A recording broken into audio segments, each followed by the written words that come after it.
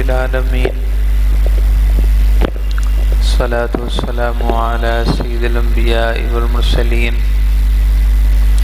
وعلى آله وأصحابه أجمعين اللهم صل على محمد وعلى آل محمد وبارك وسلم اعوذ باللہ من الشیطان الرجیم بسم اللہ الرحمن الرحیم لو نشاء جعلناه أجاجا فلولا تشکرون صدق اللہ العظیم۔ محبت سے درود ابراہیمی پڑھ لیجئے۔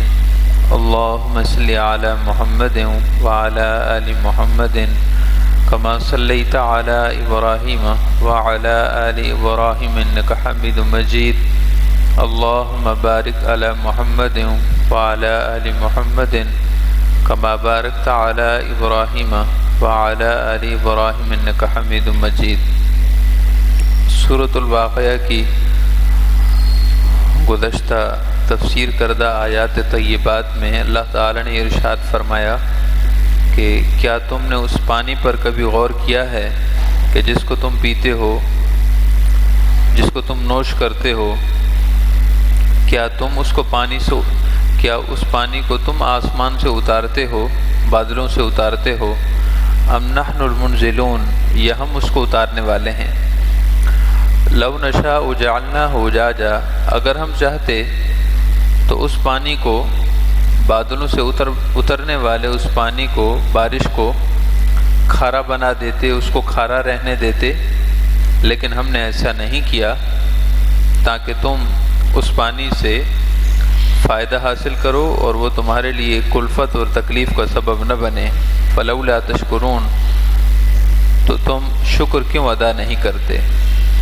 ان آیات کا تتمہ یہ ہے، پچھلی آیات کے ساتھ اس کا تعلق اور ربط یہ ہے کہ اللہ تعالی نے پیچھے والی آیات میں ارشاد فرمایا ہے کہ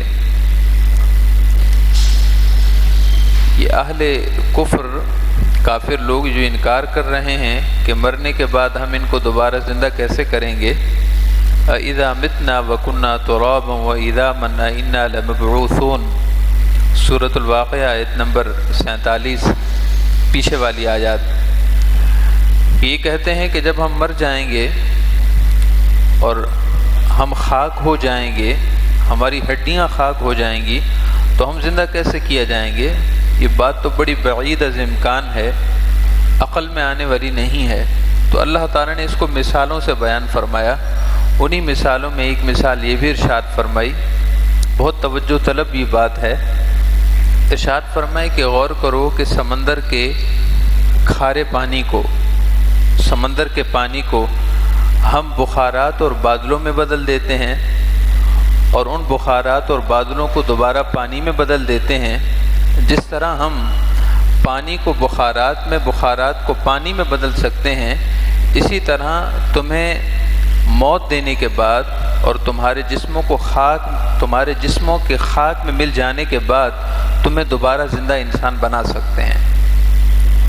یہ تو تمہارا روزمرہ کا مشاہدہ ہے، سال بھر میں کئی بار دیکھتے ہو کہ بادل بن جاتے ہیں، بخارات بادل بن جاتے ہیں، پھر بادلوں سے بارش برستی ہے، یہ پانی زمین میں جذب ہوتا ہے یا نالوں اور دریاؤں کے ذریعے دوبارہ سمندروں میں جا گرتا ہے، پھر دوبارہ بخارات میں بدلتا ہے۔ یہ جو اس طرح کا سرکل معاملہ ہے، یہ جو اس طرح ہم بادل کو پانی میں اور پانی کو بادل میں بدل رہے ہیں، بخارات میں بدل رہے ہیں، یہ ہمارے لیے مشکل نہیں ہے، تو تمہیں موت دینے کے بعد دوبارہ انسان بنانا بھی مشکل نہیں ہے۔ اس کے بعد اللہ رب العزت نے ایک اور نشانی کا ذکر فرمایا، آیت نمبر 71 میں، افرأیتم النار التی تورون، کیا تم نے غور سے دیکھا ہے اس آگ کو جو تم سلگاتے ہو، جو تم روشن کرتے ہو، جلاتے ہو؟ افرأیتم، کبھی تم نے غور کیا ہے، النار، اس آگ پر، التی تورون، جس کو جلاتے ہو، روشن کرتے ہو؟ اانتم انشأتم شجرتها، اس آگ کے درخت کو تم نے پیدا کیا ہے؟ ام نحن المنشئون، یا اس درخت کو پیدا کرنے والے ہم ہیں؟ جس درخت سے بارود بنتا ہے، جس درخت سے آگ جلانے کے لیے اسباب بنتے ہیں، اس درخت کو ہم نے پیدا کیا ہے یا تم نے پیدا کیا ہے؟ آگ جلانے کے کئی طریقہ کار ہیں، آگ حاصل کرنے کے کئی طریقہ کار ہیں۔ پہلے لوگ پتھروں سے، مخصوص پتھروں کو رگڑ کر اس سے آگ حاصل کرتے تھے، چکماک کے ذریعے آگ حاصل کی جاتی تھی۔ اب ہم ان پرانے اور گزشتہ طریقوں کو بالکل بھول چکے ہیں، یا ہمیں اس کے بارے میں معلومات ہی نہیں ہے کہ وہ کیسے ہوتا تھا۔ مگر آج بھی اس دور میں جب کہ آگ جلانے کے مختلف طریقے ایجاد ہو چکے ہیں، کہ جو بارود ہے یہ بھی ایک مخصوص درخت سے حاصل کیا جاتا ہے، مخصوص طریقے سے یہ ایک درخت سے حاصل کیا جاتا ہے۔ جیسا کہ گتا اور پیپر جس پر ہم لکھتے ہیں، کاغذ، اور اس سے متعلقہ مختلف انواع و اقسام کے جتنے بھی گتے ہیں، پیپرز ہیں، یہ بھی درخت سے حاصل ہوتے ہیں، مخصوص درخت سے حاصل ہوتے ہیں۔ ایسے ہی بارود بھی جو آگ جلانے کا ایک بنیادی ذریعہ ہے، ماچس کی تیلی پر جو ایک بارود ہے جس سے آگ لیتے ہیں آج کل گھروں میں بھی، یہ بھی ایک مخصوص درخت سے، مخصوص طریقے سے حاصل کیا جاتا ہے۔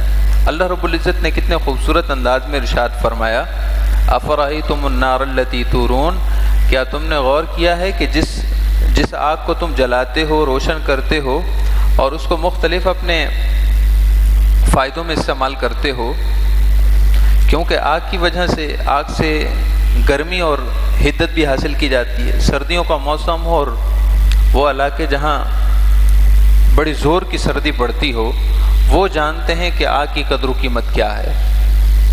آگ کی قدر و قیمت وہاں معلوم ہوگی جہاں منفی چل رہا ہو، درجہ حرارت منفی چل رہا ہو اور زوروں کی سردی ہو، تو جب آگ کے قریب جاتے ہیں تو ایسا لگتا ہے کہ جسم میں سکون داخل ہو رہا ہے۔ سردی سے جب انسان کا جسم بالکل چکنا چور ہو جائے اور سردی سے جسم اکڑ جائے، تو پھر آگ کی تپش، آگ کی حدت انسان کے جسم کو سکون فراہم کرتی ہے۔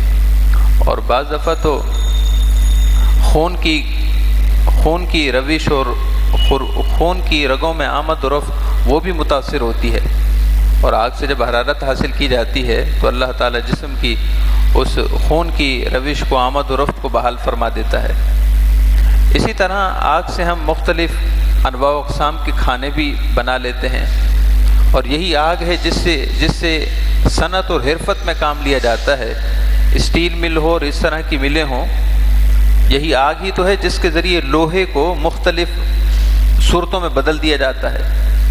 لوہا اتنا طاقتور، لوہا اور فولاد اتنی طاقتور چیز مختلف صورتوں اور مختلف حیتوں میں ڈھالنے کے لیے اللہ تعالیٰ نے ہمیں آگ جیسی نعمت عطا فرما دی ہے۔ مختلف جہتوں میں اس کو بدل کر اپنے لیے ہم اسباب فراہم کرتے ہیں۔ الغرض آگ ایک بڑی نعمت ہے۔ اللہ تعالیٰ نے ارشاد فرمایا کہ نعمت تو ہے، مگر یہ تم نے سمجھا ہے کہ یہ کہاں سے آئی ہے؟ کیا اس آگ کو ایجاد کرنے والے تم ہو؟ اس آگ کے لیے جو درخت مہیا ہوتا ہے وہ درخت تم نے اگایا ہے، وہ درخت تم نے حاصل کیا ہے، وہ درخت تمہاری عقل کی پیداوار ہے۔ اَأَنْتُمْ أَنشَأْتُمْ شَجَرَتَهَا، کیا اس کے درخت کو تم نے پیدا کیا ہے؟ ام نحن المنشئون، یا ہم ہی اس کے پیدا کرنے والے ہیں؟ نحن جعلناها تذکرہ، ہماری ہی ذات ہے کہ ہم نے اس آگ کو نصیحت بنا دیا ہے۔ تذکرہ کا ایک معنی ہے نصیحت بنا دیا ہے، یعنی یہ آگ تمہیں آخرت کی آگ کی یاد دلاتی ہے۔ حضور اکرم صلی اللہ علیہ وسلم نے ارشاد فرمایا کہ یہ آگ جو تم استعمال کرتے ہو، یہ جہنم کی آگ کا 70واں حصہ ہے۔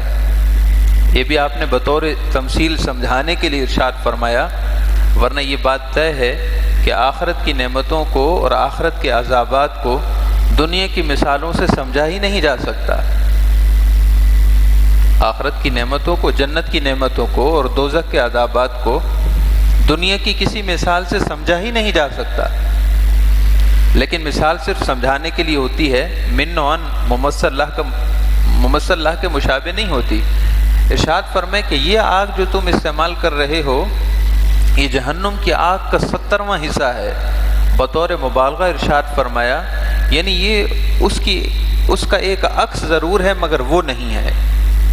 تو جب یہ اس کا 70واں حصہ ہو کر بھی اس قدر گرم ہے کہ اس میں ہم اپنا جسم کا کوئی عضو تھوڑی دیر کے لیے بھی نہیں رکھ سکتے، اور اگر یہ بڑے پیمانے پر بھڑک اٹھے تو اس کے قریب بھی نہیں جا سکتے، تو پھر آخرت کی آگ کی کیا مثال ہوگی؟ اللہ تعالیٰ نے ارشاد فرمائی اِنَّا جَعَلْنَاهَا نَحْنُ جَعَلْنَاهَا تَذْكِرَةً، ہم نے اس دنیا کی آگ کو نصیحت بنا دیا ہے، یعنی تم آخرت کی آگ کی سے یاد کرو۔ اور تذکرہ کا ایک معنی عبرت بھی ہے، فائدہ بھی ہے۔ ارشاد فرمائے کہ نحن جعلناها تذکرہ، ہم نے اس آگ کو تمہارے لیے عبرت بنا دیا ہے کہ تم اللہ کی اس نعمت کو یاد کرو اور اللہ کا شکر کرو، اللہ کی اس عطا کردہ نعمت پر غور کرو کہ اللہ تم پر کتنا مہربان ہے، اس نے تمہارے لیے زندگی کے تمام اسباب کو کس طرح آسان کر دیا ہے، تم اس کا شکر کرو۔ وَمَتَاعًا لِلْمُقْوِينَ، اور اس آگ میں مسافروں کے لیے بڑا فائدہ ہے، اس آگ میں مسافروں کے لیے بڑا فائدہ ہے۔ دراصل اہل عرب کا رواج تھا کہ وہ آتے جاتے قافلوں اور مسافروں کے لیے باہر آگ روشن رکھتے تھے، ہر طرف اندھیرا ہوتا تھا، اگر کوئی مسافر راستہ بھول جاتا، بہک جاتا، یا کسی قافلے کے پاس اسباب سفر ختم ہو جاتے اور انہیں کسی چیز کی ضرورت ہوتی تو وہ دور دور تک دیکھتے کہ کہیں کوئی روشنی ہو، کہیں کوئی علامت ہو، کہیں کوئی گھر ہو، تاکہ ہم وہاں جا کر اپنی ضرورت پوری کر سکیں۔ تو اہل عرب کا رواج تھا کہ وہ رات کے وقت آگ روشن رکھتے تھے تاکہ اگر کوئی بھولا ہوا مسافر یہاں سے گزر رہا ہو تو آگ روشن دیکھ کر وہ ادھر کا رخ کرے اور اس کی ضرورت پوری ہو جائے۔ اور ایسے ہی کوئی قافلہ ہے، ان کو کسی چیز کی حاجت ہے تو وہ ادھر ادھر آبادی کو دیکھیں گے، اب آبادی سوائے آگ کسی اور روشنی سے نہیں پہچانی جائے گی، اس وقت روشنی آگ سے حاصل ہوتی تھی اور اسی سے لوگ آبادیاں پہچانتے تھے۔ تو اللہ تعالیٰ نے ارشاد فرمایا کہ ہم نے اس آگ کو نصیحت بھی بنایا ہے اور مسافروں کے لیے فائدہ مند بھی بنایا ہے۔ اور اہل عرب کا یہ رواج ان کی سخاوت کی علامت بھی تھا کہ وہ جیسے بھی تھے مگر مسافروں کا بہت خیال کرتے تھے، جیسے بھی تھے ان کے اخلاق کی قدریں بہت گر چکی تھیں آپ صلی اللہ علیہ وسلم کی تشریف آوری سے قبل، مگر مہمان نواز بہت تھے، مسافروں کا بہت خیال کرتے تھے، حتیٰ کہ آدھی رات کو بھی اگر کوئی مسافر گزر رہا ہوتا اور وہ دروازے پر دستک دیتا اور کہتا کہ میں مسافر ہوں، تو اسی وقت بغیر اس سے پوچھے اس کے لیے کھانے پینے کا بندوبست فوراً کر دیا کرتے تھے۔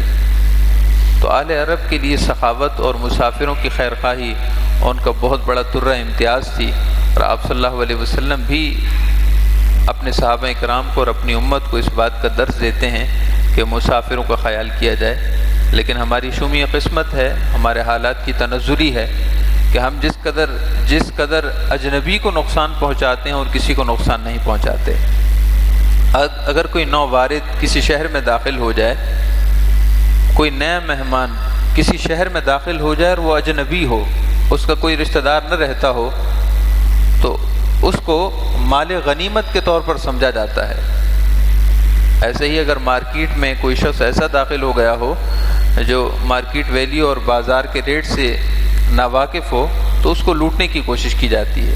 ہمارے پیارے نبی صلی اللہ علیہ وسلم کی یہ تعلیمات نہیں ہیں۔ آپ صلی اللہ علیہ وسلم کی تعلیمات یہ ہیں کہ کسی کو نقصان نہ پہنچاؤ، تجارت میں نفع ضرور رکھو مگر نفع دوسرے کے لیے ضرر نہ بنے، نقصان نہ بنے۔ اللہ تعالی ہم سب کو ہدایت نصیب فرمائے۔